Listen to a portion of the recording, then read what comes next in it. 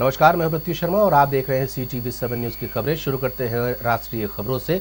आज भारत के प्रधानमंत्री नरेंद्र मोदी ने आईरिस के यानी IRIS के उद्घाटन अवसर पर सभी को संबोधित करते हुए बधाई दी है। उन्होंने कहा कि जो सहयोगी देश हैं उनका सहयोग इसी तरीके से लगातार बने रहना चाहिए और इंफ्रास्ट्रक्चर डेवलपमेंट की दिशा में सभी को एक साथ मिलकर काम करना चाहिए।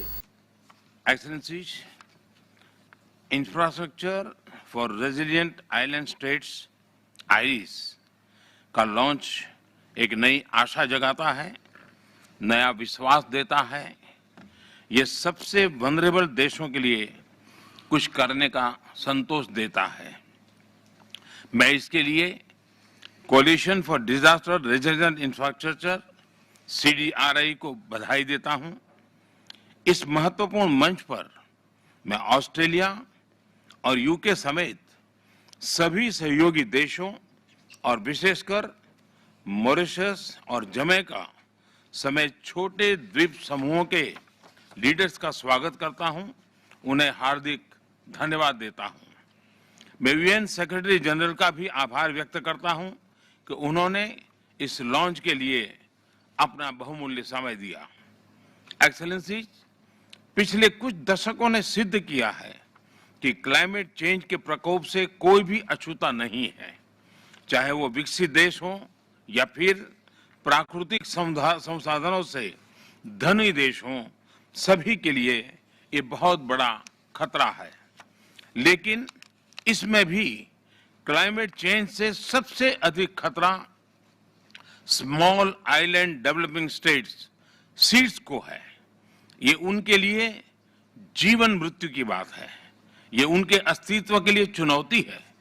क्लाइमेट चेंज की वजह से आई आपदाएं उनके लिए सचमुच प्रलय का रूप ले सकती हैं। रायपुर कालीबाड़ी चौक स्थित पूर्व प्रधानमंत्री स्वर्गीय इंदिरा गांधी की प्रतिमा का सौंदर्यीकरण संपन्न हुआ है। इसका लोकार्पण भूपेश बघेल के हाथों संपन्न हुआ। इस मौके पर कई वरिष्ठ नेता भी उपस्थित थे। कांग्रेस के सदस्यता अभियान को लेकर के प्रवक्ता सुरेंद्र वर्मा का कहना है कि कांग्रेस को इसमें बेहतर प्रतिसाद मिल रहा है और युवाओं में भी काफी अच्छा रुझान देखा जा रहा है। उनका ये भी कहना था कि लोग अब बड़ी संख्या में कांग्रेस से जुड़ना चाहते हैं क्योंकि उनको लगता है कि जो उनकी विचारधारा है वही कांग्रेस की भी विचारधारा है। छत्तीसगढ़ में कांग्रेस सदस्यता अभियान आरंभ हो चुका है।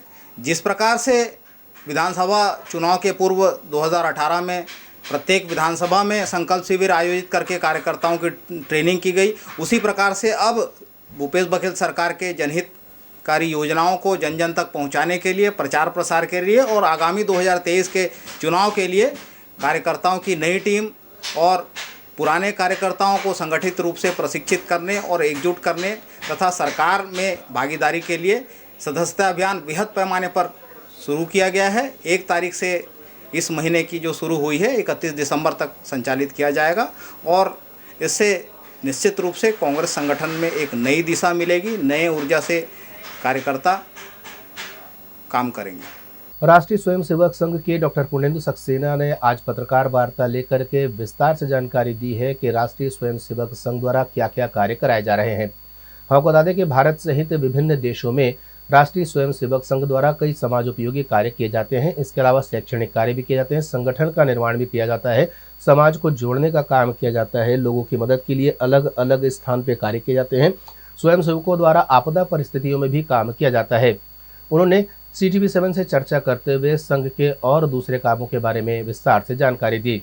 रायपुर से भीमराव की रिपोर्ट। संघ के कार्य की समीक्षा और की गई और ये कह सकते हैं कि कोरोना के काल में जिस प्रकार से हमारी शाखाएं बंद हुई, प्रवास बंद हुए, कार्यक्रम बंद हुए, अब कोरोना कम होने पर पुनः जो ग्राउंड वर्क है, जो हमारी शाखाएं वो चालू हो रही हैं और कुछ ही समय में हम प्री कोविड जो स्टेट हमारी थी वहाँ तक पहुँच जाएंगे, ऐसा दिखने में आ रहा है। हालांकि कोविड को लेकर के पर्याप्त सावधानी अभी भी बरती जा रही है और अगर कोई संभावित तीसरी वेव आती है तो उससे लड़ने के लिए बड़ी संख्या में हमारे आरोग्य रक्षकों का प्रशिक्षण भी संघ ने किया हुआ है। इस बीच संघ ने सेवा के जो बड़े काम किए उसमें समाज का भी बहुत सहयोग मिला, विभिन्न सामाजिक संगठनों का सहयोग मिला उसकी भी एक अवलोकन हुआ और बड़े प्रमाण में इन जो कार्य किए गए वो सबके सामने हैं ही। और यदि कहा जाए तो इस वर्ष आज़ादी के 75वें वर्ष के रूप में अमृत महोत्सव मनाया जा रहा है।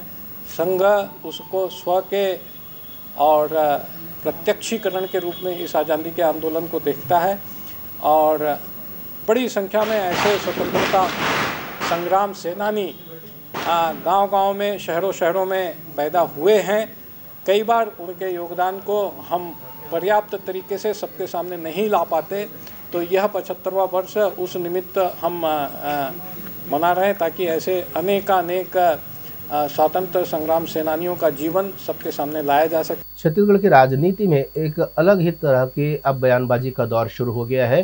पूर्व मुख्यमंत्री रमन सिंह का कहना है कि वे तब से राजनीति कर रहे हैं जब से भूपेश बघेल को कुछ राजनीति की समझ नहीं थी। वहीं इस पर पलटवार करते हुए कांग्रेस के संचार प्रमुख सुशील आनंद शुक्ला का कहना है कि रमन सिंह को इस तमाम बातों की कोई जानकारी ही नहीं। लगता है कि सत्ता हाथ से जाने के बाद मति भ्रम के भी शिकार हो गए। जब रमन सिंह जी राजनीतिक वनवास काट रहे थे, चुनाव हार कर कवर्धा के रमन मेडिकल स्टोर में समय काट रहे थे, तब श्री भूपेश बघेल अविभाजित मध्य प्रदेश में दिग्विजय सिंह की मंत्रिमंडल में मंत्री थे। और जब डॉक्टर रमन सिंह जी केंद्र में राज्य मंत्री थे, तब भूपेश बघेल छत्तीसगढ़ की पहली कांग्रेस सरकार में पीएचई और राजस्व मंत्री थे। तो रमन सिंह जी का यह दावा कि वो जब केंद्रीय मंत्री थे तब भूपेश बघेल राजनीति सीख रहे थे, गलत है। भूपेश बघेल रमन सिंह से पहले मंत्री बन चुके थे। दूसरी बात, यहाँ पे पहले राजनीति में आने या अधिक उम्र का सवाल नहीं है। सवाल यह उठ रहा है कि रमन सिंह जी को भारतीय जनता पार्टी किस प्रकार से अप्रासंगिक मान चुकी है। रमन सिंह जी को राष्ट्रीय उपाध्यक्ष बनाया गया, लेकिन कहीं का प्रभारी नहीं बनाया गया। और जहां जहां भूपेश बघेल जी प्रभारी बनाए जाते हैं कांग्रेस की तरफ से, पीछे पीछे रमन सिंह को भेजा जाता है कि आपके क्षेत्र के मुख्यमंत्री गए हैं तो आप भी वहां जाइए। तो भूपेश बघेल जी के कारण रमन सिंह जी को पूंछ परख हो रही है। तो रमन सिंह जी को इस पर चिढ़ने के बजाय भूपेश बघेल जी को धन्यवाद देना चाहिए कि उनके कारण कम से कम भाजपा नेतृत्व उन्हें पूंछ तो रहा है। भगवान धन्वंतरी के प्रकट उत्सव को धनतेरस के रूप में पूरी दुनिया भर में मनाया जाता है। इस अवसर पर लोग नए सामानों की खरीदारी करते हैं और उनकी पूजा भी करते हैं। राजधानी रायपुर के सराफा व्यापार में भी काफी तेजी की उम्मीद की जा रही थी। हरक मालू ने CTV7 से चर्चा करते हुए बताया कि इस बार के सराफा में उछाल देखा जा रहा है। वहीं उन्होंने करोड़ों के व्यापार की उम्मीद भी जताई है। उनका कहना है कि पिछले वर्ष कोरोना की वजह से भी लोग इस खरीदारी को नहीं कर सके थे, लेकिन अब जबकि कोरोना मुक्त हो चुका है छत्तीसगढ़, तो लोगों में खासा उत्साह देखा जा रहा है और लोग सराफा के गलियों में सुबह से ही दिखाई देने लगे थे। 2 साल बाद हम सभी को त्यौहार मनाने की छूट मिली है। 2 साल बाद हम त्यौहार मना रहे हैं। कोरोना संक्रमण के चलते हुए 2 साल तक किसी भी प्रतिबंधों के चलते हुए हमने किसी प्रकार का त्यौहार नहीं मनाया। ये बड़ा उत्साह है, व्यापारियों में, ग्राहकों में बहुत उत्साह है और उस उत्साह का जो स्थिति है वो सामने बाजार में दिख रही है। बाजार गुलजार है और आगे भी हमें ये लगता है क्योंकि शादी ब्याह का सीजन है, इसलिए अच्छा बाजार रहेगा। क्योंकि व्यापार के क्षेत्र में भाव महत्वपूर्ण होता है और भाव भी सामान्य चल रहा है, ज़्यादा गड़बड़ नहीं है, इसलिए अच्छा बाजार रहने की उम्मीद है सराफा के बाजार में। वहीं बर्तन उद्योग में भी बूस्ट की जानकारी मिल रही है। CTV7 को उनके सूत्र बताते हैं कि बर्तन की खरीदारी भी जोर शोर से की जा रही है। न सिर्फ स्टील के बर्तन बल्कि कांसे और पीतल के बर्तन की खरीदारी भी जोर शोर से की जा रही है। वहीं स्थानीय कुम्हारों के बने हुए दियों की मांग इस बार कुछ ज्यादा ही है। लोगों में कोरोना को लेकर के चाइनीज सामानों के प्रति एक नफरत देखी जा रही है, जिसकी वजह से लोग अब चाइनीज सामान खरीदने से बच रहे हैं और स्थानीय लोगों को रोजगार उपलब्ध हो सके, इसलिए वो वोकल फॉर लोकल का अनुसरण करते हुए स्थानीय सामान की खरीदारी कर रहे हैं। देवी की मूर्तियां, दिए, इसके अलावा सजावटी सामान से भी बाजार अटा पड़ा है और जहां भी देखा जाए तो लोगों की भीड़ उमड़ पड़ी है पंच पर्व को मनाने के लिए। CTV7 Raipur bureau. एक तरफ बाजार में तेजी देखी जा रही है, वहीं उससे ज्यादा तेजी देखी जा रही है अब कमर्शियल गैस की कीमतों में।